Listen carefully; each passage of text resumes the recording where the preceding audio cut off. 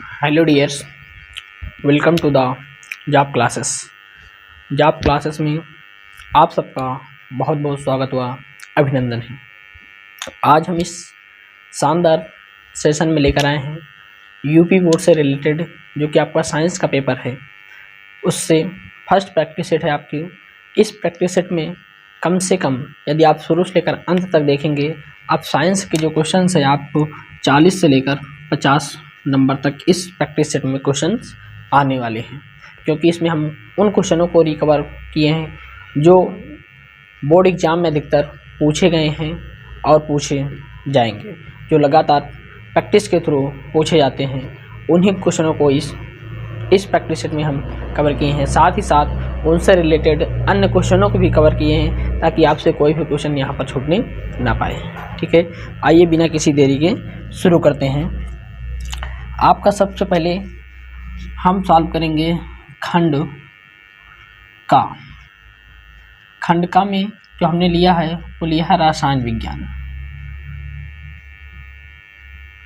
खंड का में हमने क्या लिया है? रसायन विज्ञान लिया है, और रसायन विज्ञान से जो क्वेश्चंस आपके बनने वाले हैं उन क्वेश्चनों को हम सॉल्व करेंगे।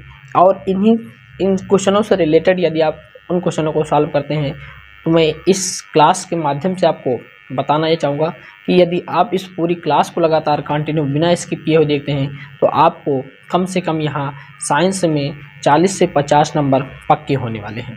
ठीक है दोस्तों, तो आइए बिना किसी देरी के शुरू करते हैं।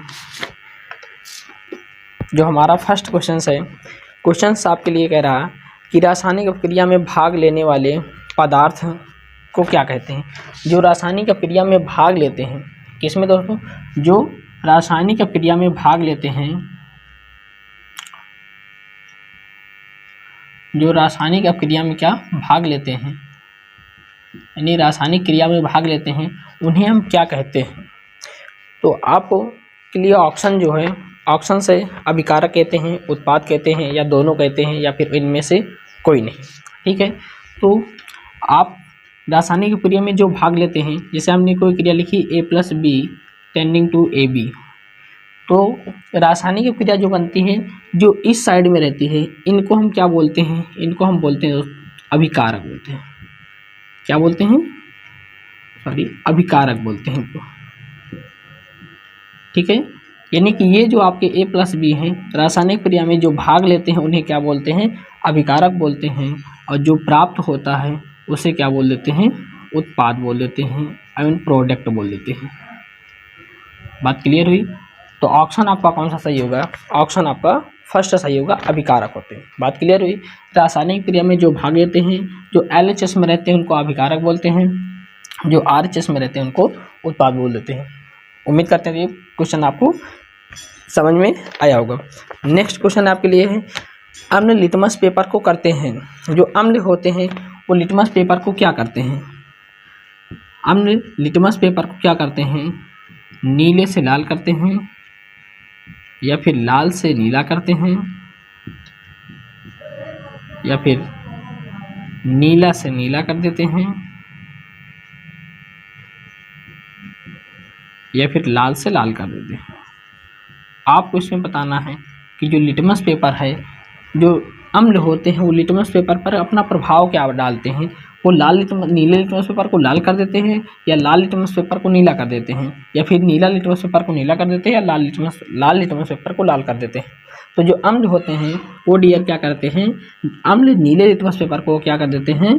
लाल कर देते हैं। यानी कि जो एसिड होते हैं वो क्या करते हैं?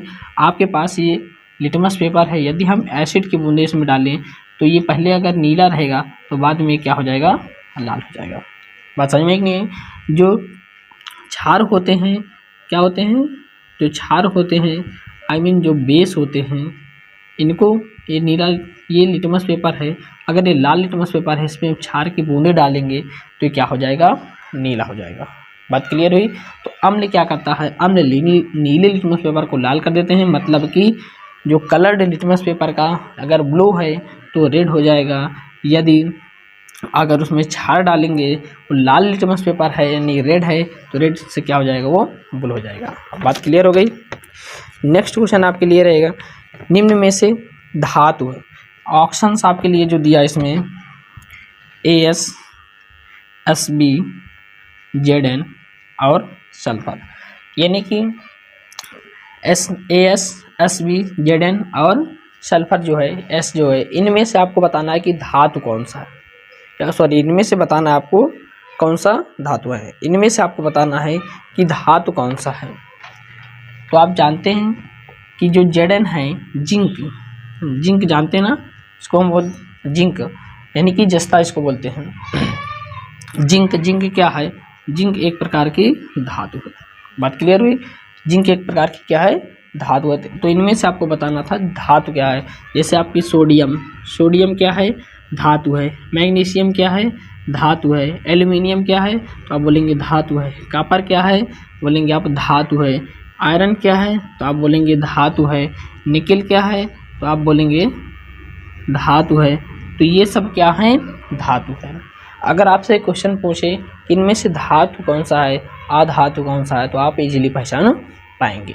बात क्लियर हुई, यानी कि जिनकी तन्यता ज़्यादा होती है उन्हें हम धातु कहते हैं। और एक बात, अगर धातु है, धातु को हम हथौड़े से पीटेंगे तो ये क्या हो जाएगा, चपट जाएगा, मतलब कि इसकी चादर बन सकती है। लेकिन यदि हम अधातु को हथौड़े से मारे तो ये क्या हो जाएगा, इसके टुकड़े टुकड़े हो जाएंगे, मतलब ये भंगुर हो जाते हैं। बात क्लियर हुई, जो धातु होते हैं उनको हम हथौड़े से पीटेंगे तो क्या हो जाएंगे, चपटे हो जाएंगे, यानी उनकी चादर बनाई जा सकती है, लेकिन अधातु की चादर नहीं बनाई जा सकती। बात क्लियर हुई। अब नेक्स्ट क्वेश्चन आपके लिए रहेगा, इसको रख कर सकते हैं। अगर आप नोट भी करना चाहें तो साथ साथ नोट भी करते रहिएगा, क्योंकि ये क्वेश्चन आपके लिए बहुत ही मोस्ट इम्पॉर्टेंट क्वेश्चन है। इन क्वेश्चनों को यदि आप सॉल्व करते जाएंगे तो मैं दावे के साथ कहता हूँ इसमें से आप इस प्रैक्टिस सेट से कम आपको 40 से 50 क्वेश्चन इस प्रैक्टिस सेट से साइंस में मिलने वाला है। जो भी वीडियो लंबा हो जाएगा, लेकिन यहाँ से आपको क्वेश्चन ज़रूर मिलेगा। अब जो है नेक्स्ट क्वेश्चन है, निस्तापन एवं भर्जन से आप क्या समझते हैं। निस्तापन एवं भर्जन, क्वेश्चन को भी आप साथ साथ लिखते भी चलिए, क्योंकि क्वेश्चन यदि आपके पास रहेगा तो आपको याद करने में आसानी रहेगी। निस्तापन एवं भर्जन से आप क्या समझते हैं,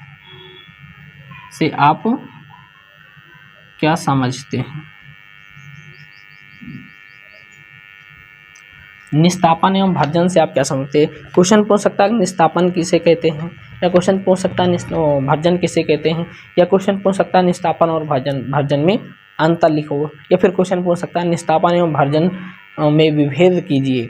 तो क्वेश्चन किसी भी प्रकार से घुमाकर पूछ सकता है।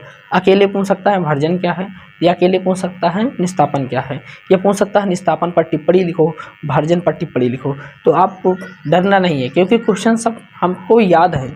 यानी क्वेश्चन से जो हमने प्रश्न बताया, प्रश्न से जो आंसर बताया, इस आंसर को क्या हम याद की है, लेकिन वहाँ पर जो पूछ लिया जाता है एग्जाम में, तो हम उसमें क्या हड़बड़ा जाते हैं और प्रश्न को याद होते हुए भी प्रश्न को नहीं लिख पाते। ठीक है, तो क्वेश्चन क्या कह रहा कि यानी कि निस्तापन एवं भर्जन से आप क्या समझते हैं। ठीक है, कहने का मतलब क्या है, जब किसी सांद्रित आयक्स को जब किसी सांद्रित आयक्स को ऑक्सीजन की उपस्थिति में, किसकी, ऑक्सीजन की अनुपस्थिति में,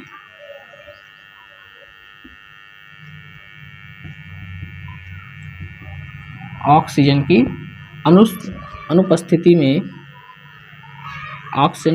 अनुपस्थिति में कम ताप पर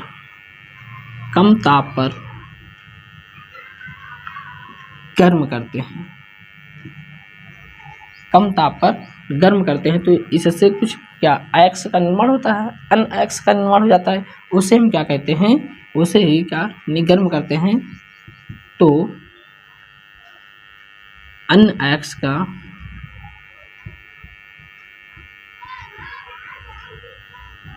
निर्माण होता है,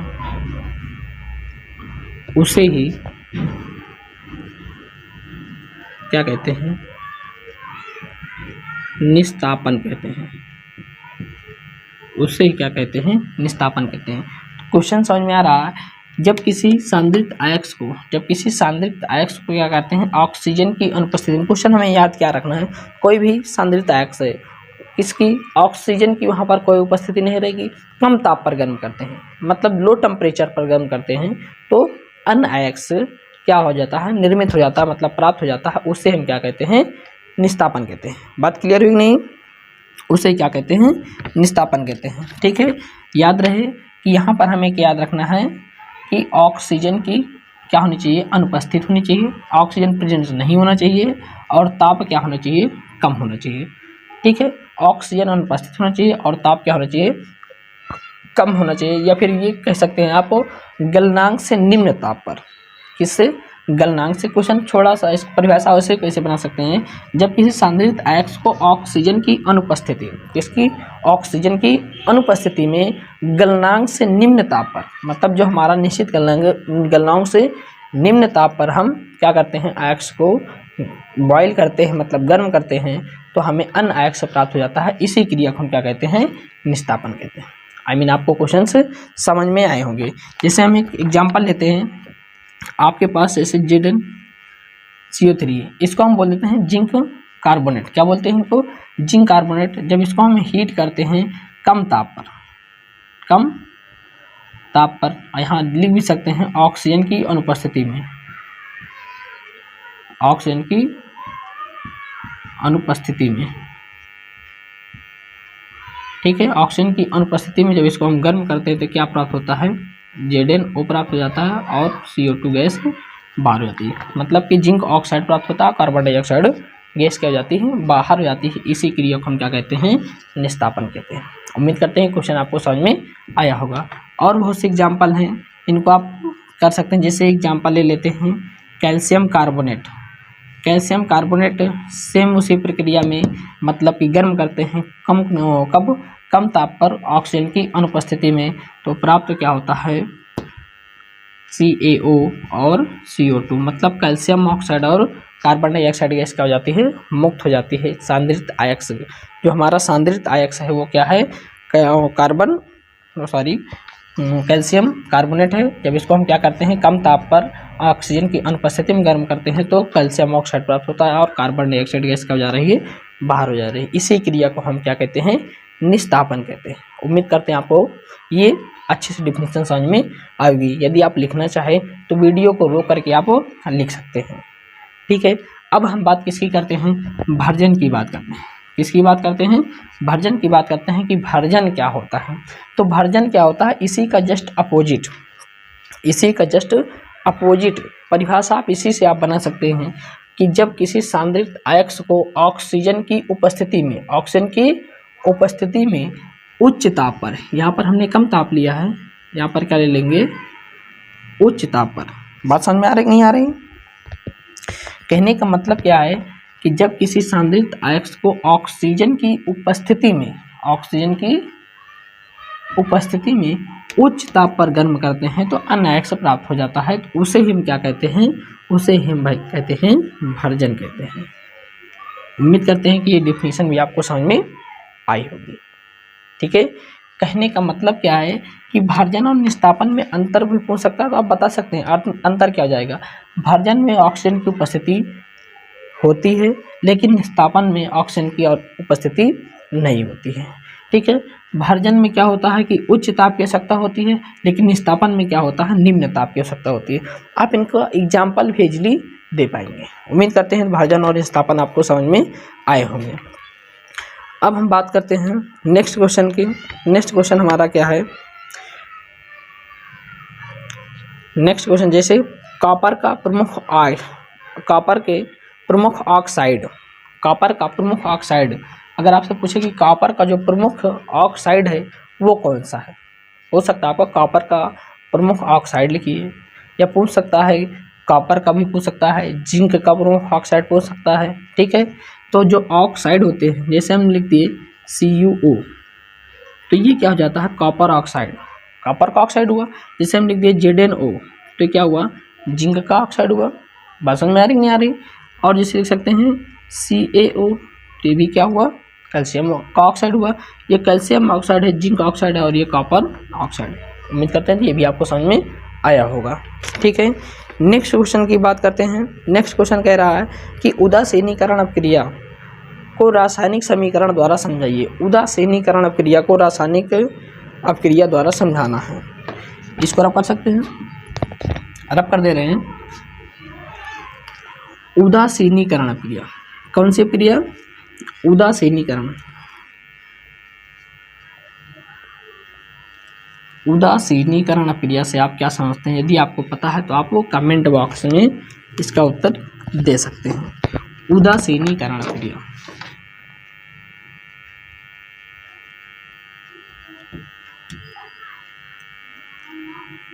उदासीनीकरण अपक्रिया से आप क्या समझते हैं? इसका उदाहरण भी दीजिए।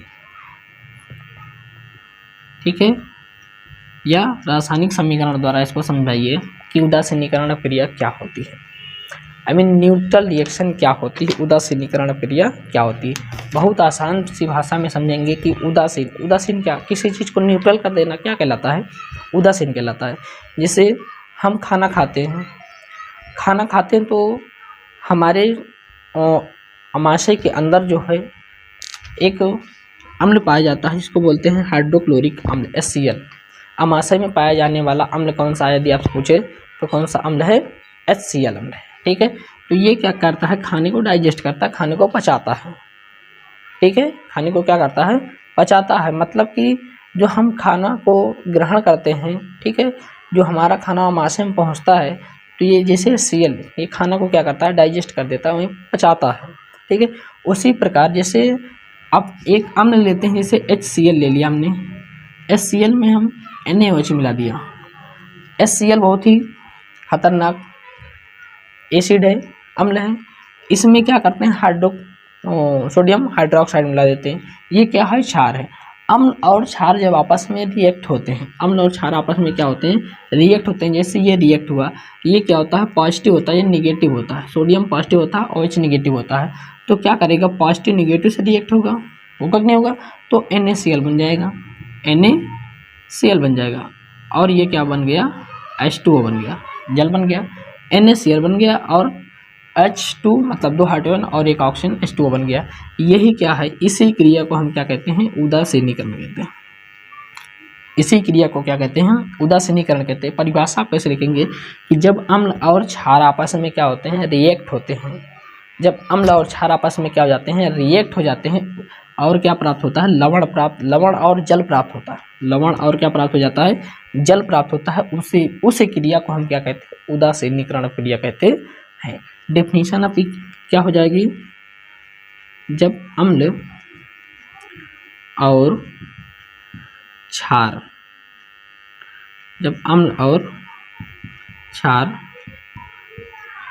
आपस में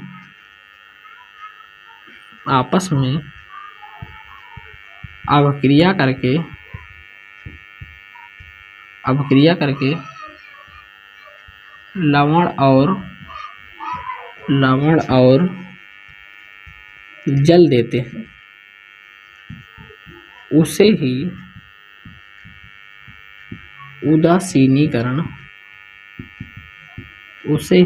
उदासीनीकरण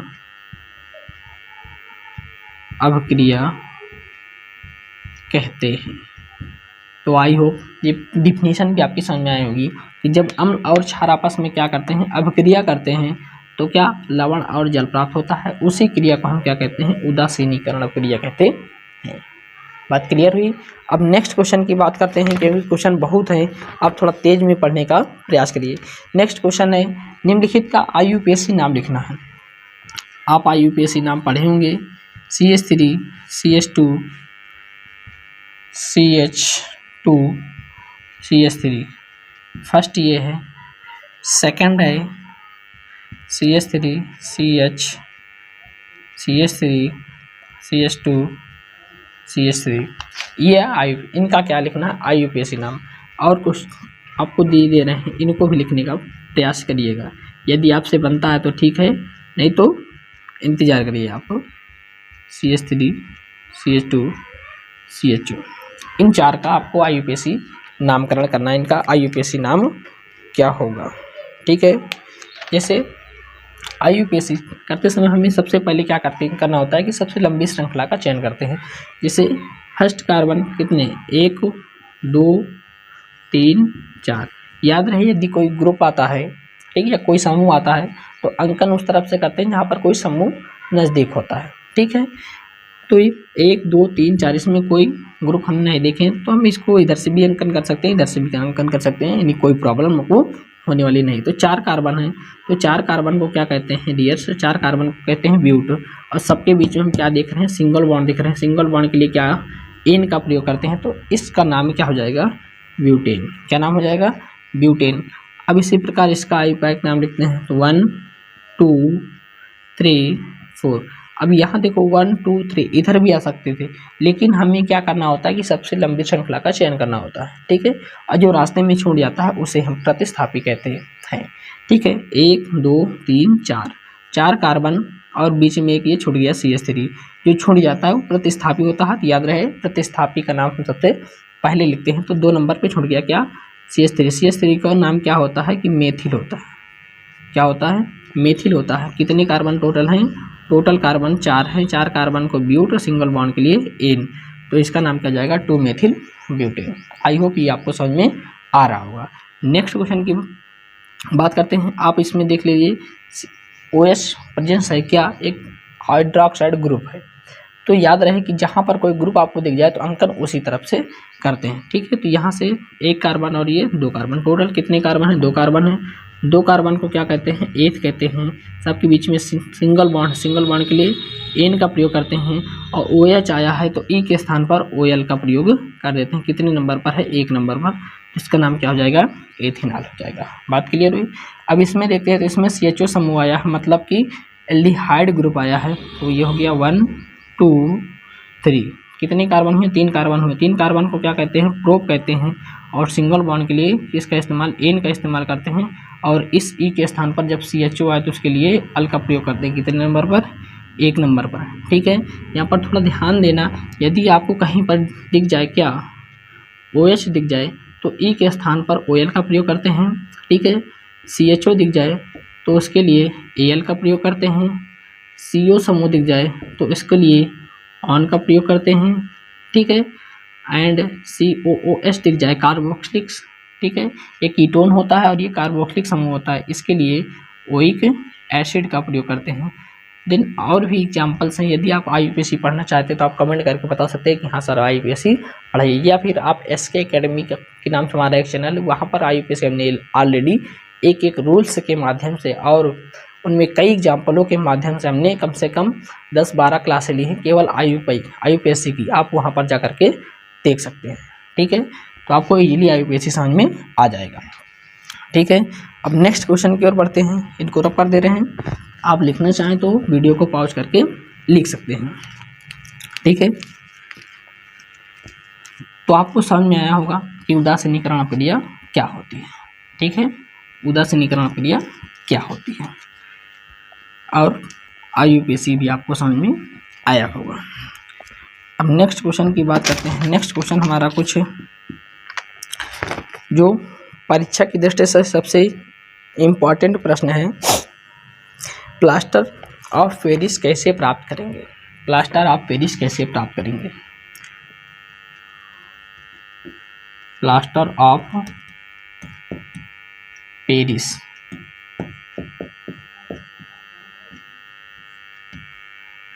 प्लास्टर ऑफ पेरिस कैसे प्राप्त करेंगे। प्लास्टर ऑफ पेरिस बनाइए। क्वेश्चन आपसे पूछ सकता है कि प्लास्टर ऑफ पेरिस का रासायनिक सूत्र लिखिए। प्लास्टर ऑफ पेरिस को किससे बनाया जाता है, ठीक है। या फिर क्वेश्चन पूछ सकता है जिप्सम, जब जिप्सम को हम या जिप्सम में जब पानी डालते हैं या जल डालते हैं तो क्या होता है, क्या होता है जब जिप्सम का जल अपघटन करते हैं तब क्या बनता है। या फिर प्लास्टर ऑफ पेरिस में वाटर को डालते हैं तब क्या होता है, ठीक है। तो आइए हम इसी क्वेश्चन के माध्यम से सारे क्वेश्चनों को सॉल्व करते हैं, ठीक है। तो क्वेश्चन आपसे क्या पूछा है, क्वेश्चन आपसे पूछा क्या है, कहाँ चला गया, प्लास्टर ऑफ पेरिस कैसे प्राप्त करेंगे। प्लास्टर ऑफ पेरिस कैसे प्राप्त करेंगे। सबसे पहले हमें प्लास्टर ऑफ पेरिस का सूत्र मालूम होना चाहिए। तो इसका जो फार्मूला होता है CaSO4 इंटू हाफ H2O। ये क्या होता है, प्लास्टर ऑफ पेरिस। या फिर इसका फार्मूला क्या होता है, CaSO4 इंटू H2O। यहाँ पर 2 से आपको मल्टीप्लाई कर देना है, ठीक है। CaSO4 इंटू H2, ये आपका क्या होता है, प्लास्टर ऑफ पेरिस होता है। इसको आप कैसे बनाएंगे, ठीक है, ये क्या होता है, इसका सूत्र होता है या फिर प्लास्टर ऑफ पेरिस का अर्धसूत्र होता है, ठीक है। तो प्लास्टर ऑफ पेरिस को बनाने के लिए हम क्या करते हैं, जिप्सम लेते हैं। क्या लेते हैं, जिप्सम लेते हैं। जिप्सम को हम हीट कर देते हैं। आपसे पूछा जाए जिप्सम का फार्मूला क्या होता है, तो CaSO4 इंटू 2H2O, ये आपका होता है जिप्सम। इसको क्या करते हैं, 150 से 160 डिग्री, मतलब 150 से 160 डिग्री क्या करते हैं, इसको हीट कर देते हैं, मतलब गर्म कर देते हैं। तब ये क्या बनता है, ये आपका प्राप्त हो जाता है प्लास्टर ऑफ पेरिस। ये लिख सकते हैं, या फिर इसको हम इजीली ये वाला लिख लें ताकि आपको आसानी से समझ में आ जाए, ठीक है। प्लास्टर ऑफ पेरिस, इसमें आपको 2 से मल्टीप्लाई कर देना है और देन यहाँ से H2O क्या हो जाएगा, बाहर हो जाएगा, ठीक है। जब प्लास्टर ऑफ पेरिस को हम क्या कर देते हैं, 150 से 160 डिग्री सेल्सियस पर हीट कर देते हैं, इसको जिप्सम को, इसको जिप्सम को, ये क्या आपका जिप्सम है। जिप्सम को जब हम हीट करते हैं तो क्या प्राप्त होता है, प्लास्टर ऑफ पेरिस प्राप्त होता है। तो क्वेश्चंस आपको कई क्वेश्चन यहाँ से मिल सकते हैं, कैसे कि प्लास्टर ऑफ पेरिस का अर्धसूत्र क्या होता है, तो CaSO4 इंटू हाफ H2O, या फिर 2 CaSO4 इंटू H2O, ये क्या होता है, ये भी आपका हो जाता है, क्या हो जाता है, ये आपका ये हो जाता है प्लास्टर ऑफ पेरिस। अगर आप जिप्सम का अर्धसूत्र क्या होता है, तो जिप्सम का क्या होता है, CaSO4 इंटू 2H2O। अंतर क्या है, मॉलिक्यूल का अंतर है। यहाँ पर आपको हाफ H2O और यहाँ पर 2H2O दिखेगा, ठीक है। यहाँ पर आपको हाफ H2O और यहाँ पर 2H2O, बाकी सेम जिप्सम और प्लास्टर ऑफ पेरिस होता है। अब याद रहे कि ये जो प्लास्टर ऑफ पेरिस है, इसमें हम वाटर को ऐड कर देते हैं, तो ये क्या बन जाता है, जब प्लास्टर ऑफ पेरिस होता है मतलब POP होता है, इसको हम इसमें वाटर ऐड कर देते हैं, तो जो आपके हाथ हों या हाथ पैर कहीं पर हड्डी फ्रैक्चर हो जाती है तो उसका इस्तेमाल कर सकते हैं, मतलब कि उसको प्लास्टर करने के लिए हम इस्तेमाल करते हैं, किसका, प्लास्टर ऑफ पेरिस यानी कि जिप्सम, ठीक है। जिप्सम से क्या बना है, जिप्सम से क्या बना है, plaster of Paris, plaster of Paris बना है। बात क्लियर हुई। तो यहाँ से इतने क्वेश्चन आपको समझ में आए होंगे। अब नेक्स्ट क्वेश्चन की बात करते हैं। नेक्स्ट क्वेश्चन हमारा क्या है, जो नेक्स्ट क्वेश्चन रहेगा, निम्नलिखित पर टिप्पणी लिखना। आपको टिप्पणी लिखनी है, बहुत इंपॉर्टेंट क्वेश्चन है। आपको क्या करना है, टिप्पणी लिखनी है। पहला है आपका स्थिरीकरण, स्थिरीकरण। देन सेकेंड है आपका साबुनीकरण, साबुनीकरण। और देन थर्ड आपका है हाइलोजनीकरण, हाइलोजनीकरण। देन फोर्थ है आपका विस्थापन क्रिया। ये याद रहे, आपको 4 मिलेंगी, 4 हैं। अगर आपको चारों को अच्छे से क्लियर करते हैं, हो सकता है इसमें से 3 मिल जाए, नहीं तो क्लियर है इस 4 टिप्पणी में से 2 टिप्पणी आपको लिखने के लिए जरूर मिलेंगी। इनको केवल ऐसे नहीं पूछ सकता कि इन पर टिप्पणी लिखो, इनको ऐसे पूछ सकता है कि स्थिरीकरण से आप क्या समझते हैं, उदाहरण से समझाइए, समीकरण द्वारा समझाइए। या पूछ सकता है साबुनीकरण से आप क्या समझते हैं, उदाहरण से समझाइए। हाइड्रोजनीकरण से आप क्या समझते हैं, उदाहरण से समझाइए। विस्थापन क्रिया क्या है, उदाहरण सहित समझाइए। तो यहाँ पर हम सारी क्रिया को कवर करेंगे और इनमें यूज फार्मूलों को जानेंगे, और हो सकता है कि इनका फार्मूला भी आपसे पूछ सकता है एग्जाम में।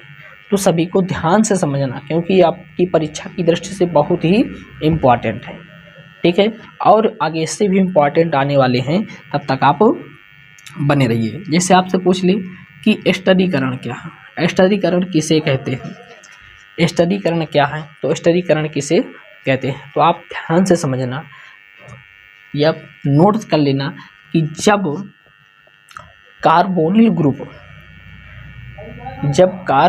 ग्रुप वाले यौगिक एस्टर में बदल जाते हैं, जब कार्बोनिल वाले ग्रुप एस्टर में बदल जाते हैं किसकी उपस्थिति में, H2SO4 की प्रेजेंस में। इस छोटी सी डिफिनीशन आपकी क्या, कार्बोनिल याद कर पाएंगे इसको, कार्बोनिल H2SO4 आप इसको क्या बोलते हैं, सल्फ्यूरिक अम्ल या फिर नॉर्मली तेजाब बोलते हैं। कार्बोनिल समूह, कोई भी कार्बोनिल समूह वाला यौगिक या कंपाउंड है वो किस में बदल जाता है, वो एस्टर में बदल जाता है। ठीक है, जब कार्बोनिल समूह वाला यौगिक H2SO4 की उपस्थिति में अपक्रिया करके, अपक्रिया किससे करता है तो ये भी याद रहे, ये क्रिया करता है क्षार से, किससे, क्षार से, जिसे C2 क्षार क्या, अल्कोहल ले लेते हैं, अल्कोहल। ठीक है ना, जब कार्बोनिल समूह वाला यौगिक अल्कोहल से क्रिया करता है किसकी उपस्थिति में, लिख लेना किसके, सल्फ्यूरिक अम्ल की उपस्थिति में। डिफिनीशन कैसे लिखेंगे, जब कार्बोनिल समूह वाला यौगिक अल्कोहल के साथ सल्फ्यूरिक अम्ल की उपस्थिति में क्रिया करके एस्टर बनाता है। और ध्यान समझना, जब कार्बोनिल समूह वाला यौगिक अल्कोहल के साथ सल्फ्यूरिक अम्ल की उपस्थिति में अपक्रिया करके एस्टर बनाता है उसे ही हम क्या कहते हैं, एस्टरीकरण कहते हैं। आई होप आपको समझ में आया होगा। जैसे एग्जाम्पल लेते हैं CH3COOH, ये क्या है आपका, एसिटिक एसिड है। ये नॉर्मली ऐसे लिख सकते हैं इसको, CH3COOH, CH3COOH क्या है, सिरका इसको आप बोलते हैं, क्या बोलते हैं, सिरका या फिर एसिटिक एसिड बोलते हैं। ये क्रिया करता है किससे, C2H5OH। ठीक है, जिसको हम क्या बोल देते हैं, एथेनॉल बोलते हैं। क्या है, एथेनॉल या फिर एथिल अल्कोहल। ये प्रेजेंस किसकी, H2SO4 की प्रेजेंस होती है। क्या बनाता है, यहाँ से H और यहाँ से OH, यहाँ से H और यहाँ से OH लेकर निकल गया तो CH3COOC2H5 क्या बनाया, CH3COOC2H5। बात क्लियर हुई। ये ही क्या है, एथिल मेथिल एस्टर है। क्या है ये, एथिल मेथिल एस्टर। बात समझ में नहीं आई। COO, ये आपको कहीं पर भी दिख जाए कि CH3COO, इधर भी कुछ भी दिख जाए, चाहे CH3 लिखे या CH3CH2 दिखे या CH3CH3 और CH2CH2CH2CH3 कई मेथिल ग्रुप लगे हों। ठीक है, तो वो भी क्या होता है, एस्टर होता है। मतलब COO समूह आपको कहीं पर दिख जाए वही क्या होता है, एस्टर होता है। बात क्लियर हो रही कि नहीं हो रही, सबको समझ में आ रही है। प्यास लगी, थोड़ा सा पानी पी लें।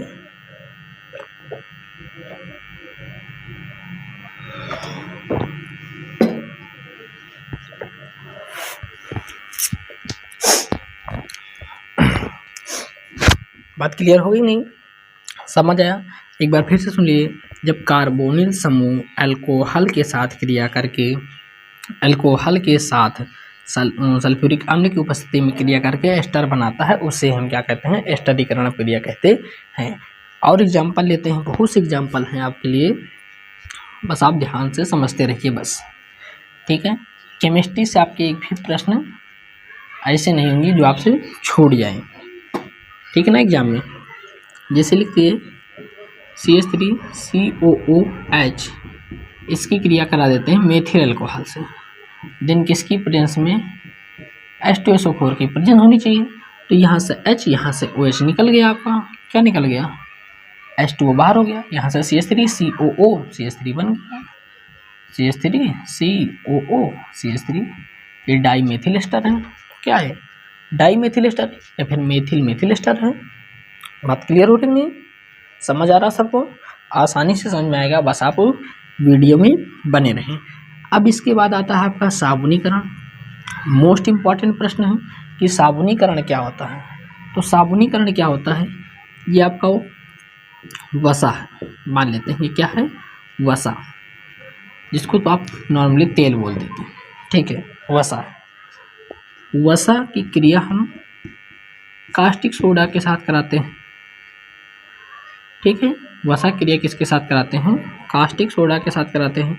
याद रहे रिएक्शन लिखने के लिए ये मत करना कि यहाँ छोटा एन लिख दिए, बड़ा सा ए लिख दिए, ठीक है। जो प्रतीक होते हैं, जो सिंबल होते हैं, सिंबल अकॉर्डिंग हम लिखेंगे, ठीक है। इसका वसा है, कास्टिक सोडा है, इसकी क्रिया हम करा देते हैं, इसकी क्रिया क्या करते हैं, करा देते हैं। तो यहाँ पर क्या प्राप्त हो जाता है, साबुन प्राप्त होता है, और प्लस में ग्लिसरॉल प्राप्त हो जाता है। साबुन और ग्लिसरॉल बन गया, बना नहीं बना। तो यहाँ से डिफिनीशन हम बनाते हैं। पहले तो ये हम डिफिनीशन, छोटी सी डिफिनीशन लिखेंगे, आप दोनों डिफिनीशन लिखिएगा अगर साबुनीकरण आ जाए तो, ठीक है ना। साबुन बनाने की क्रिया को, वसा या तेल से साबुन बनाने की क्रिया को हम साबुनीकरण कहते हैं। साबुन बनाने, वसा या फिर तेल की क्रिया से साबुन जो बनता है उसे हम साबुनीकरण कहते हैं। इसमें क्या प्राप्त हो रहा है, साबुन ही प्राप्त हो रहा है। अब आप साबुनीकरण है कि नहीं, तो साबुन बनाने की क्रिया को साबुनीकरण कहते हैं। और लेकिन जो मेनली डिफिनीशन होगी वो क्या है, यदि आपको नहीं याद आ रही तो आप इसको भी लिख कर आ सकते हैं, जहाँ पर आपको 2 नंबर क्वेश्चन, वहाँ पर आपको आधे मार्क्स मिल सकते हैं, ठीक है। साबुन बनाने की क्रिया को साबुनीकरण कहते हैं। किससे, वसा या फिर तेल से। वसा जैसे हम ले लेते हैं CH2, ध्यान से समझना, CH2O, C17H35, फिर से CHO, C17H35, CH केवल है, CH2O, C17H35। इसकी क्रिया हम कास्टिक सोडा से कराते हैं, सोडियम हाइड्रोक्साइड से कराते हैं, क्षार से करते हैं, ठीक है। ये आप क्षार KOH भी ले सकते हैं, आप या KOH ले लें या फिर NaOH ले लें, 2 में से एक ले सकते हैं, ठीक है। तो ये क्या करता है, रिएक्ट हो जाता है। याद रहे यहाँ पर 3 मॉलिक्यूल लेंगे, कितने मॉलिक्यूल लेंगे, 3 मॉलिक्यूल लेंगे। तो यहाँ से ये जो C17H35 है, ये अपना मॉलिक्यूल किसके साथ लेकर चला जाता है, इसके साथ लेकर चला जाता है, Na के साथ लेकर चला जाता है। तो C17H35, यहाँ पर थोड़ा सा मिस्टेक हो गया है, ये होता है, सॉरी,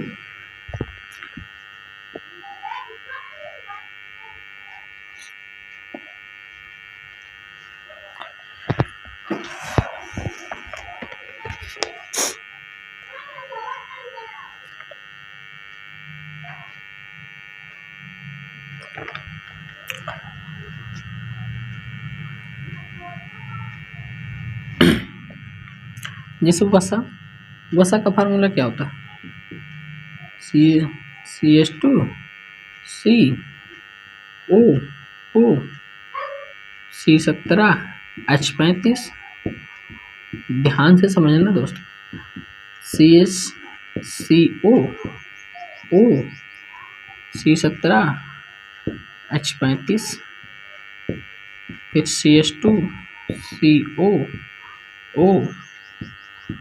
C17H35, ठीक है। इसको नॉर्मली ऐसे भी लिख सकते हैं, आप कंफ्यूज नहीं होना। ये आपको CH2 COO C17H35, ठीक है, या फिर CHCOO C17H35, CH2 COO C17H35, 3-4 बार आप लिखेंगे तो आसानी से याद हो जाएगा, ठीक है। इसकी क्रिया किसके साथ, NaOH के साथ करा दे रहे हैं, या फिर ले सकते हैं KOH, चाहे KOH ले लिया NaOH। याद रहे यहाँ पर 3 मॉलिक्यूल्स होंगे, 3 अणु लेकर आप क्रिया करेंगे। तो यहाँ से ये आपका COO C17H35 और Na क्या हो जाएगा, बाहर हो जाएगा। बताइए आप कितने मॉलिक्यूल हैं, 1 2 3 सब सेम है। तो ये आपका क्या हो जाता है C17H35 COO Na और प्लस में CH2OH CHOH CH2OH। ठीक है, ये आपका क्या होता है, सॉफ्ट होता है, मतलब कि साबुन हो जाता है। और ये आपका क्या हो जाता है, ग्लिसरॉल हो जाता है। बात समझ में नहीं है। जब वसा क्षार के साथ क्रिया करके साबुन या फिर ग्लिसरॉल बनाता है, वो सब क्रिया को हम साबुनीकरण कहते हैं। डेफिनेशन आपको समझ में आई होगी। बस आप एग्जाम्पल को 4 से 5 बार लिखेंगे और लिख कर इसका प्रैक्टिस कर लेंगे, क्योंकि ये आपकी परीक्षा की दृष्टि से मोस्ट इम्पॉर्टेंट क्वेश्चन है। ये आपसे केवल पूछ सकता है साबुन का सूत्र बताइए, तो C17H35 COO Na, ये क्या है, साबुन है। नेक्स्ट रिएक्शन क्या है, हाइलोजनीकरण क्या है, तो इसको भी हम किसके थ्रू समझेंगे। तो इसको रब कर दे रहे हैं कि हाइलोजनीकरण क्या है, फिर इसको हम समझने का प्रयास करेंगे। ठीक है, अब इसको नोट कर लीजिएगा। ठीक है, साबुनीकरण को वीडियो को रोक करके, तब इसके बाद हम बात किसकी करते हैं, हाइलोजनीकरण की बात करते हैं। हाइलोजनीकरण क्या है, जैसे हम रिएक्शन लिख दिया आपके लिए CH3 CH4 लिखा, चलो ठीक है। इसकी रिएक्शन हम क्लोरीन या फिर ब्रोमीन से कराएं, Cl2 या फिर Br2 से कराएं, प्रेजेंस इन सूर्य की उपस्थिति या फिर HNO की प्रेजेंस में। जब एल्केन की क्रिया, ये एल्केन है, क्या है, एल्केन है, इसका सूत्र के एक इसका फार्मूला है, मेथेन का फार्मूला है। ठीक है, अभी नॉर्मली इसको एल्केन बोलते हैं। जब एल्केन की क्रिया हाइलोजन के साथ सूर्य की उपस्थिति में कराई जाती है तो हाइलो एल्केन प्राप्त होता है।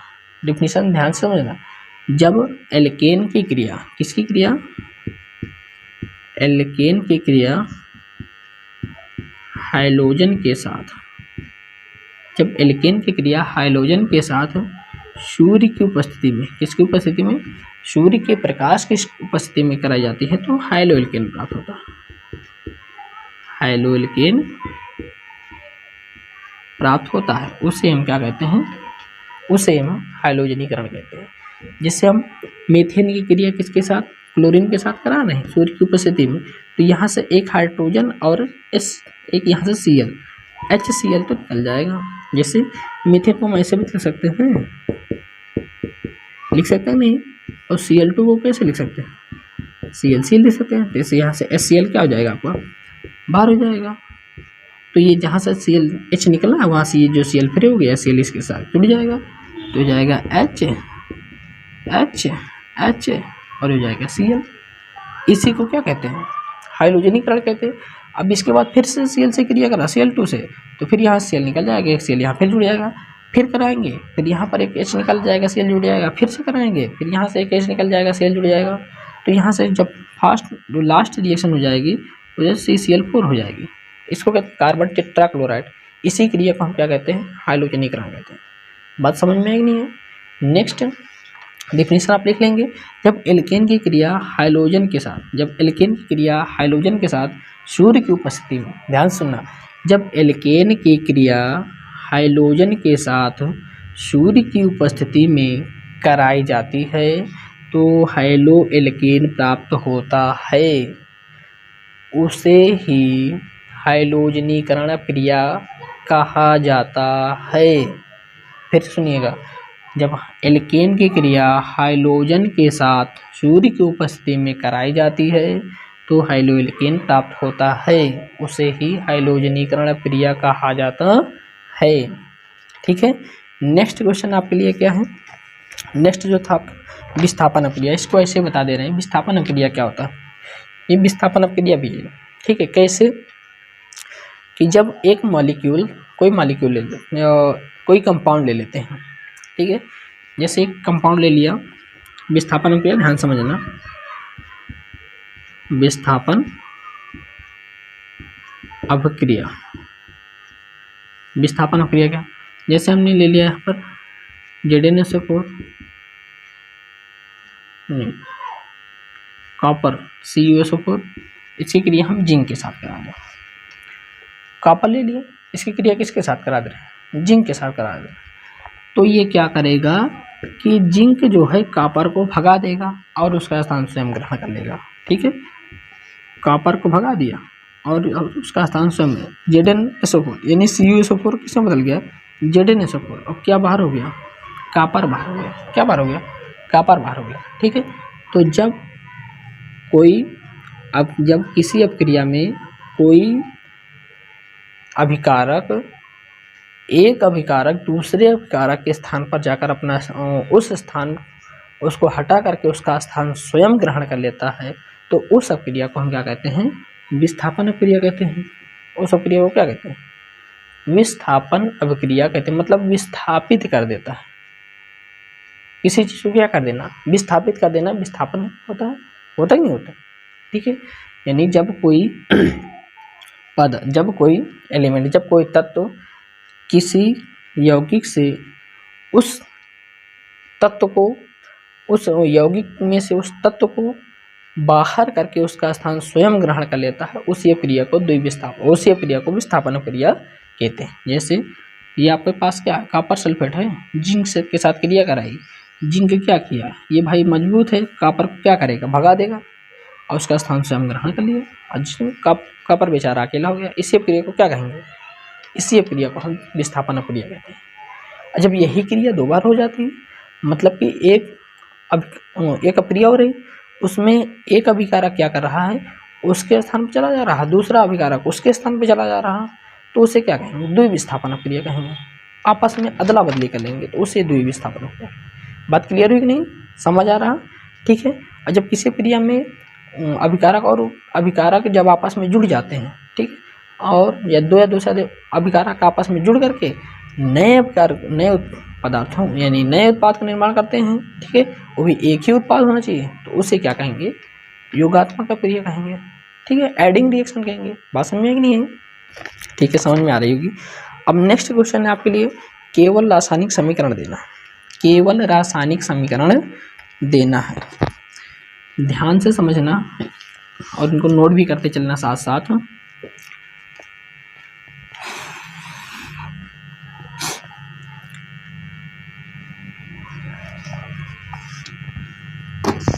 केवल रासायनिक समीकरण आपको देना है। ठीक है, पहला क्वेश्चन है, बुझे चूने से कास्टिक सोडा, बुझे चूने से कास्टिक सोडा बनाना है।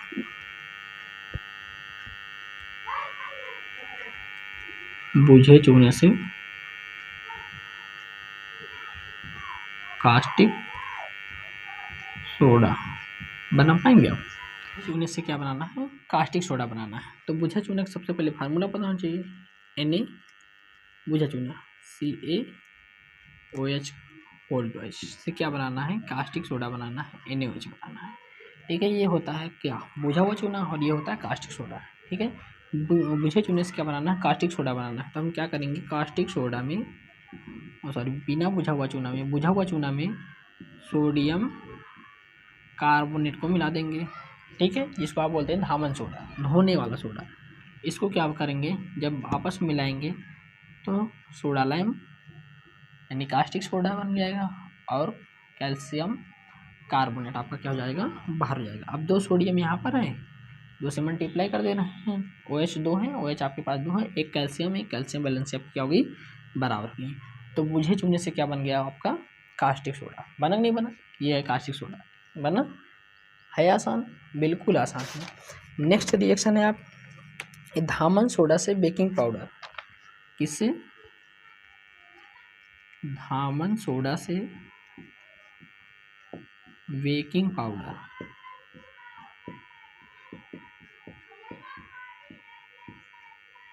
धामन सोडा से आपको बनाना है बेकिंग पाउडर। तो सबसे पहले धामन सोडा का फार्मूला पता होना चाहिए और बेकिंग पाउडर का फार्मूला पता होना चाहिए। और जब तक फार्मूला नहीं पता होगा तब तक आपको क्वेश्चन आने वाला नहीं है। ठीक है, तो धामन सोडा का फार्मूला क्या होता है, Na2CO3 अभी अभी लिखें। इससे क्या बनाना है, बेकिंग सोडा यानी बेकिंग पाउडर, NaHCO3, ठीक। इसे क्या मीठा सोडा या फिर खाने वाला सोडा भी ऐसी कुछ कहते हैं, ठीक है। और इसका क्या करना है, केवल रासायनिक समीकरण ही लिखना है, ठीक है ना। तो क्या करें कि ये बन जाए आपका, क्या करें कि ये आपका बन करके कंप्लीट हो जाए, ठीक है। ये तो बनाना है और तो कुछ नहीं करना, ठीक है, ये बनाना है। तो इसमें क्या करते हैं, Na2CO3, इसमें कार्बन डाइऑक्साइड और पानी मिला देते हैं, ठीक है। इसी में कार्बन डाइऑक्साइड और क्या मिला देते हैं, पानी मिला देते हैं। तो ये आपका क्या बन जाता है, NaHCO3। अब यहाँ पर सोडियम कितने हैं, 2 है, तो इसमें 2 से मल्टीप्लाई करके चेक कर लेते हैं क्या बैलेंस है, सही होगी इसकी। 2 सोडियम है, 2 सोडियम, हाइड्रोजन इधर 2 है, हाइड्रोजन इधर 2 एक नाम 2 है, ठीक है। कार्बन 2 एक नाम 2 इधर है, 1 और 1 2 इधर है। ऑक्सीजन 3 दूना 6 इधर है, इधर 3 3 2 5 5 और 1 6 बन गया। ये आपका क्या है, तामन सोडा। क्या बना, बेकिंग पाउडर। है आसान कि नहीं, बिल्कुल आसान है, बस आपको समझने की देरी है, ठीक है। नेक्स्ट क्वेश्चन है, सोडा एस से सोडियम सल्फेट बनाना आपको। सोडा एस क्या है आपके लिए, सोडा एस से क्या बनाना है, सोडियम सल्फेट बनाना है। सोडियम सल्फेट बनाना, सोडा एस से क्या बनाना है आपका, सोडियम सल्फेट। कैसे बनेगा सोडा, किसे, सोडा एस से सोडियम सल्फेट, ठीक है। तो क्या करेंगे भाई, इसमें सबसे पहले सोडा एस का फार्मूला पता होना चाहिए। सोडा एस क्या होता है, Na2CO3, ठीक। इसकी रिएक्शन इससे क्या बनाना आपको, सोडियम सल्फेट बनाना है, Na2SO4 बनाना है, ये आपका सोडियम सल्फेट होता है।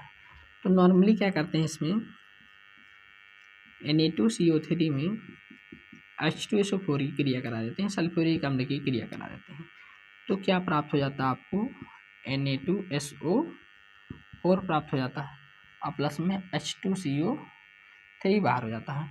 यही H2CO3 क्या होता है, यही H2CO3 क्या हो जाता है आपका, ये आपको ऐसे इसको कहीं कहीं लिखा CO2 और H2O, ठीक है। या आप इसको लिखें H2CO3 या फिर ये क्या CO2SO3, ठीक है। जो आपकी बुक में है आपको यही मिलेगा, ठीक है। क्या मिलेगा, CO2 और H2O मिलेगा। क्या करते हैं, धामन सोडा यानी सोडा एस को किसमें, सोडा एस में सल्फ्यूरिक अम्ल जब मिलाते हैं तो क्या प्राप्त होता है, सोडियम सल्फेट प्राप्त होता है, प्लस में कार्बन डाइऑक्साइड गैस मुक्त हो जाती है, बचा क्या, पानी, ठीक है। नेक्स्ट क्वेश्चन है आपके लिए, इसको आपका होमवर्क है, इसको सॉल्व करके आप बताइए। बेरिलियम क्लोराइड से बेरिलियम सल्फेट। क्वेश्चंस आपके लिए, बेरिलियम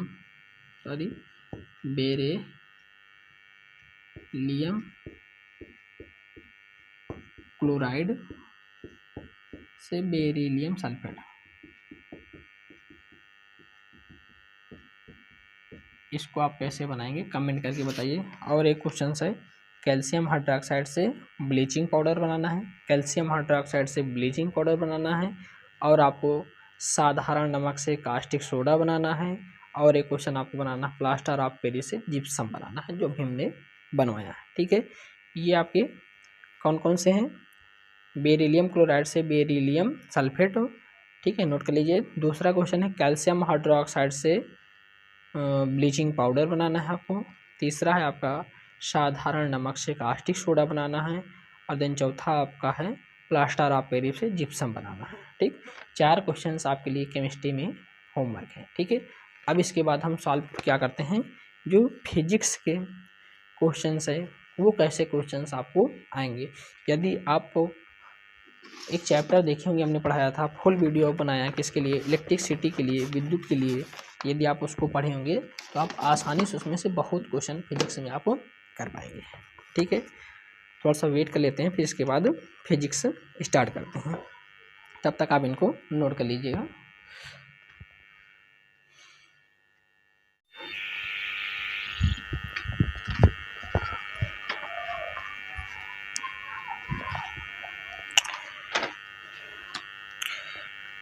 चलो इसको रब कर दे रहे हैं। अब बात करते हैं फिजिक्स की यानी कि भौतिक विज्ञान की। भौतिक विज्ञान से कौन कौन सा क्वेश्चन बन सकता है जो आपकी परीक्षा में पूछा जा सकता है।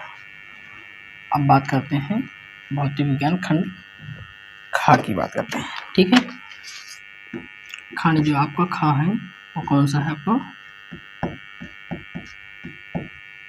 भौतिक विज्ञान। ठीक है, भौतिक विज्ञान में जो पहला क्वेश्चन है, ओम के नियम को निरूपित नहीं करता है। क्वेश्चन आपका ओम के नियम को निरूपित नहीं करता है।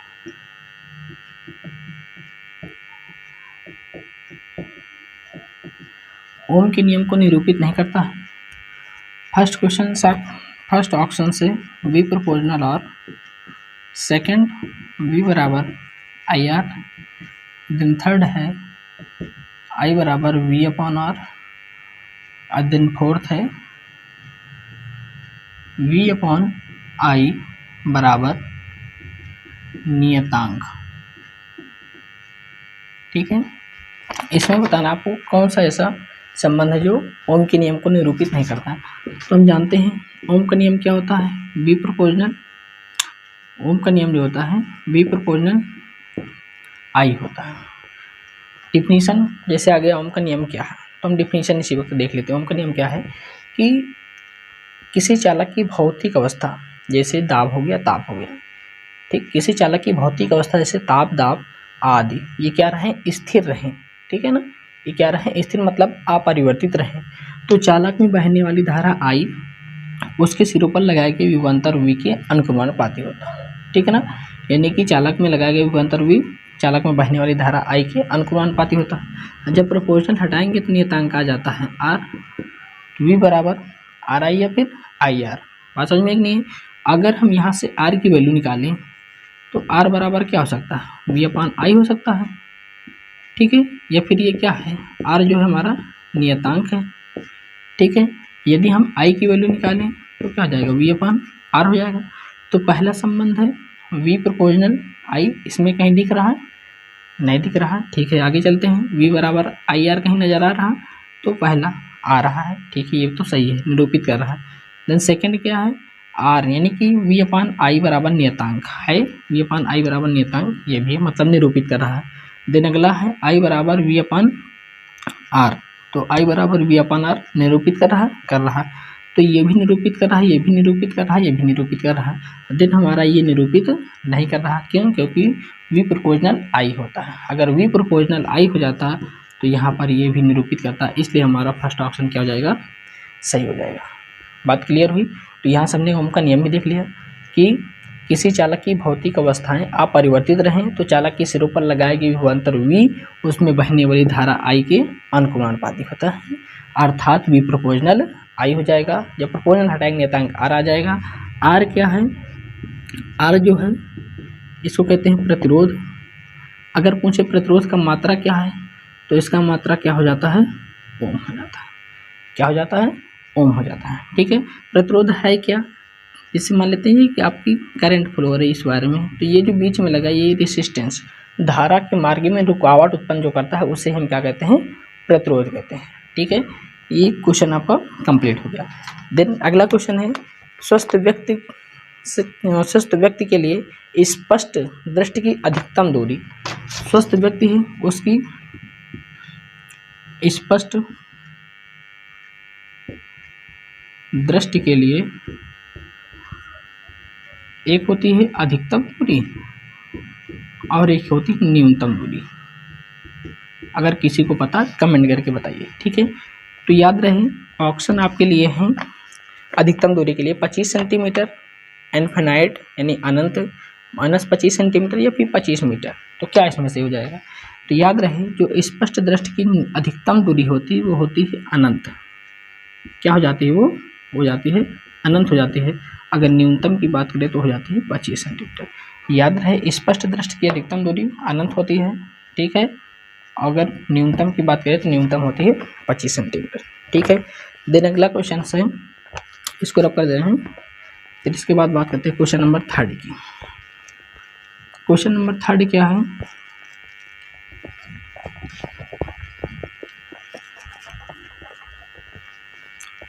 जो क्वेश्चन नंबर हमारा 3 है, यांत्रिक ऊर्जा को विद्युत ऊर्जा में परिवर्तित करता है। यांत्रिक ऊर्जा को विद्युत ऊर्जा में परिवर्तित करता है। ऑप्शन है प्रत्यावर्ती, जनित्र, और सेकंड है विद्युत मोटर, और थर्ड ऑप्शन है दोनों, और फोर्थ ऑप्शन है नन ऑफ दीज, इनमें से कोई नहीं। ठीक है, तो आपको बताना है कि क्या यांत्रिक ऊर्जा को विद्युत ऊर्जा में, जो यांत्रिक ऊर्जा है विद्युत ऊर्जा में बदलता है, यानी कि विद्युत ऊर्जा में बदलता है, करंट उत्पन्न करता है, तो वो कौन करता है? प्रत्यावर्ती जनित्र। ये क्या करता है? यांत्रिक ऊर्जा को किसमें कन्वर्ट करता है? विद्युत ऊर्जा में। और जो मोटर होता है ये क्या करता है? ये विद्युत ऊर्जा को किसमें कन्वर्ट करता है? यांत्रिक ऊर्जा में। अभी इसका हम प्रैक्टिकल करके भी समझेंगे कि विद्युत जनित्र क्या है, ठीक है, और विद्युत मोटर क्या है। ये प्रैक्टिकल के थ्रू आपको हम समझाएंगे। ठीक है, तब तक वीडियो में आप बने रहिए। ठीक है, नेक्स्ट क्वेश्चन है, उस लेंस की फोकस दूरी ज्ञात कीजिए। क्वेश्चन आपके लिए, उस लेंस की फोकस दूरी ज्ञात कीजिए जिसकी क्षमता -2 डायोप्टर है। उस लेंस की फोकस दूरी ज्ञात करना है जिसकी क्षमता जो है वो -2 डायोप्टर है। बताना है लेंस किस प्रकृति का है। क्वेश्चन फिर से सुनिए, उस लेंस की फोकस दूरी ज्ञात कीजिए। उस लेंस की क्या निकालना है? फोकस दूरी ज्ञात कीजिए जिसकी क्षमता कितना -2 डायोप्टर है, तथा लेंस की प्रकृति भी बताइए, यानी कि लेंस कौन सा है। तो बताइए, फोकस दूरी आपको जनरेट करना है, तो एफ बराबर क्या होता है? सेंटीमीटर में निकालने के लिए 100/f होता है। तो एफ बराबर 100 की वैल्यू क्या है? सॉरी 100 तो है ही 100। पी की वैल्यू क्या है? 2 है, तो क्या हो जाएगा? 2 5 जा 10, 1 0 तो 1 0 निकालिए। ठीक है, माइनस में तो माइनस, तो एफ बराबर कितना आ गया? -50 सेंटीमीटर। कितने सेंटीमीटर? -50 सेंटीमीटर। अब माइनस आया, इसलिए लेंस कौन सा है? अवतल लेंस। कौन सा लेंस है? अवतल लेंस है। बात क्लियर हुई कि नहीं? ठीक है, नेक्स्ट क्वेश्चन की बात करते हैं। नेक्स्ट क्वेश्चन है, वर्णक्रम क्या है? वर्णक्रम क्या है? वर्णक्रम क्या है? ठीक है, वर्णक्रम क्या है? आइए इसको सबसे पहले प्रैक्टिकल से समझते हैं कि वर्णक्रम क्या है। आपकी स्क्रीन पर दिख रहा है प्रिज्म है। ठीक है, अगर प्रिज्म से क्या करते हैं, कोई लाइट इंसिडेंस करते हैं, आई मीन सूर्य का प्रकाश, सूर्य का प्रकाश इससे क्या कर रहे हैं? इंसिडेंस कर रहे हैं, मतलब कि डाल रहे हैं। तो ये क्या करता है? प्रिज्म में पड़ता है, और जैसे ही प्रिज्म पर पड़ता है तो ये 7 रंगों में विभक्त हो जा रहा है। इसे आप स्क्रीन पर देख पा रहे हो। कितने रंगों में? 7 रंगों में विभक्त हो जा रहा है। 1 2 3 4 5 6 और दिन ये 7। ठीक है, वर्णक्रम क्या होता है? जब कोई सूर्य का प्रकाश किसी प्रिज्म पर पड़ता है तो वह 7 रंगों में विभक्त हो जाता है। तो यही 7 रंग, यही क्या होते हैं? वर्णक्रम होते हैं। रंगों के इसी क्रम को हम क्या कहते हैं? वर्णक्रम कहते हैं। ठीक है ना, इसी रंगों के समूह को क्या कहते हैं? वर्णक्रम कहते हैं, जो आप देख पा रहे हैं। ठीक है, फिर इसके बाद बात करते हैं चुंबकीय फ्लक्स की। नेक्स्ट क्वेश्चन है, क्वेश्चन पूछ रहा है चुंबकीय फ्लक्स क्या है, इसका मात्रक भी लिखो। चुंबकीय फ्लक्स क्या है? चुंबकीय फ्लक्स क्या है, इसका मात्रक भी लिखो।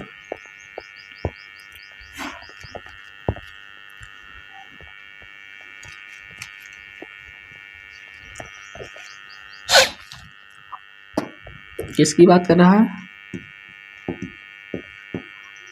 चुंबकीय फ्लक्स। चुंबकीय फ्लक्स क्या है, इसका मात्रक भी लिखना है। ठीक है, पहले बताइए चुंबकीय फ्लक्स कहते किसे हैं? अगर किसी को पता है तो कमेंट करके बता सकता है। चुंबकीय फ्लक्स क्या है? मान लेते हैं ये आपका एक तल है, ठीक है, जो चुंबकीय क्षेत्र है। क्या है ये? चुंबकीय क्षेत्र है। वो चुंबकीय क्षेत्र के लंबवत जो बल रेखाएं जाती हैं, चुंबकीय क्षेत्र के परपेंडिकुलर मतलब चुंबकीय क्षेत्र के लंबवत जो बल रेखाएं इंसिडेंस करती जो रेखाएं आती हैं उसे ही हम क्या कहते हैं, बल रेखाओं की उसी संख्या को क्या कहते हैं, चुंबकीय फ्लक्स कहते हैं। कहने का मतलब क्या है, चुंबकीय क्षेत्र के लंबवत गति करने वाली बल रेखाओं की संख्या। ठीक है, ये क्या है, बल रेखाएं हैं, ठीक है, चुंबकीय फ्लक्स के लंबवत, ठीक है, चुंबकीय फ्लक्स के लंबवत ठीक गति करने वाली बल रेखाओं की संख्या, यानी चुंबकीय फ्लक्स के लंबवत गति करने वाली बल रेखाओं की संख्या को हम क्या कहते हैं, चुंबकीय फ्लक्स कहते हैं। चुंबकीय फ्लक्स को फाई से प्रदर्शित करते हैं। ठीक है, फाई बराबर क्या होता है, बी ए कॉस थीटा। ठीक है, थीटा कहाँ से आया, जिसे जनरेट कर रहा है, ये क्या है थीटा की वैल्यू, ये क्या है थीटा, ये क्या है थीटा, मतलब कि एक एंगल बना रहा है। तो फाई बराबर क्या हो जाएगा, बी ए कॉस थीटा। बात समझ में नहीं आई, तो फाई बराबर क्या हो जाएगा, बी ए कॉस थीटा हो जाएगा। ठीक है, अगला प्रश्न है दृष्टि दोष किसे कहते हैं। तो आइए सीखते हैं दृष्टि दोष किसे कहते हैं। दृष्टि दोष जो होते हैं वो आपके दो प्रकार के होते हैं। इम्पॉर्टेंट जो होते हैं वो दो ही प्रकार के होते हैं। सबसे पहला जो है निकट दृष्टि दोष और देन दूसरा जो है दूर दृष्टि दोष। निकट दृष्टि दोष क्या है, निकट दृष्टि दोष क्या है, निकट दृष्टि दोष वाले व्यक्ति को पास की वस्तुएं स्पष्ट रूप से दिखाई देती हैं परंतु दूर की वस्तुएं स्पष्ट रूप से दिखाई नहीं देती हैं। अर्थात इसमें क्या होता है कि नेत्र का जो दूर बिंदु आनंद पर न होकर के वो क्या कम दूरी पर हो जाता है। इसलिए क्या होता है कि हमें निकट की वस्तुएं जो होती हैं स्पष्ट रूप से तो दिखाई देने लगती हैं परंतु दूर की वस्तुएं स्पष्ट रूप से नहीं दिखाई देती। अब इनका कारण क्या होता है, इसका कारण क्या होता है, इसमें नेत्र लेंस की वक्रता त्रिज्या जो होती है बढ़ जाती है तो फोकस दूरी ऑलरेडी क्या हो जाती है, कम हो जाती है। ठीक है, जिससे पास की वस्तु स्पष्ट रूप से दिखाई देने लगती है परंतु दूर की वस्तु स्पष्ट रूप से नहीं दिखाई देती।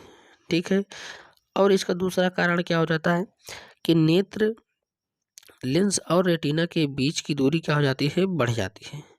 मतलब क्या है कि नेत्र लेंस और रेटिना के बीच की दूरी बढ़ जाती है। जैसे आप चित्र में देख पा रहे हो कि जो फर्स्ट चित्र है ए में, इसमें क्या हुआ कि जो नेत्र गोलक था ये थोड़ा सा बड़ा हो गया। जैसे ही नेत्र गोलक बड़ा हो गया तो इसका जो प्रतिबिंब बनने लगा वो रेटिना के पहले ही बनने लगा। इसलिए पास की वस्तु तो दिखाई दे जाती है परंतु दूर की वस्तु स्पष्ट रूप से नहीं दिखाई जाती। तो इसका दूसरा कारण क्या हो जाता, नेत्र के गोलक का व्यास बढ़ जाना। ठीक है, और नेत्र लेंस से रेटिना की दूरी का बढ़ जाना होता है। बात क्लियर हुई। अब इसके बाद अगर आपसे पूछे कि नेत्र लेंस निकट दृष्टि दोष को दूर कैसे किया जाए, तो निकट दृष्टि दोष को दूर करने के लिए क्या करेंगे कि यदि व्यक्ति को निकट दृष्टि दोष है तो उसको इसका अवतल लेंस का जो है चश्मा लगाया जाएगा। ठीक है, उसको अवतल लेंस का चश्मा लगाया जाएगा तो उसका दोष ठीक होने की संभावना हो जाएगी, या ठीक होने की संभावना क्या, वो पूरी तरीके से ठीक हो सकता है। अब इसी प्रकार होता है दूरदृष्टि दोष।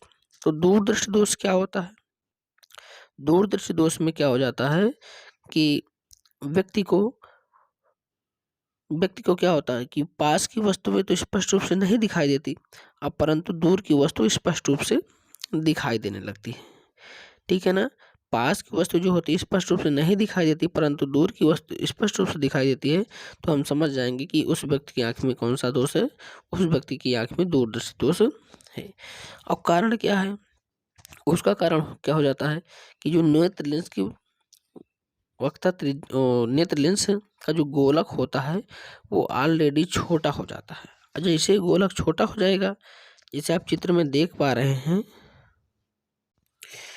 तो चित्र में आप देख पा रहे हैं, क्या देख पा रहे हैं कि नेत्र लेंस का गोलक जो है वो छोटा हो गया और जो रेटिना पर जो प्रतिबिंब बनना चाहा वो क्या रेटिना के पीछे बनने लगा। इसलिए क्या होता है कि दूर की वस्तु स्पष्ट रूप से दिखाई देने लग रही है परंतु पास की वस्तु स्पष्ट रूप से दिखाई नहीं देती है। ठीक है, यानी नेत्र लेंस के गोलक का बढ़ जाना और वक्रता त्रिज्या का कम हो जाना।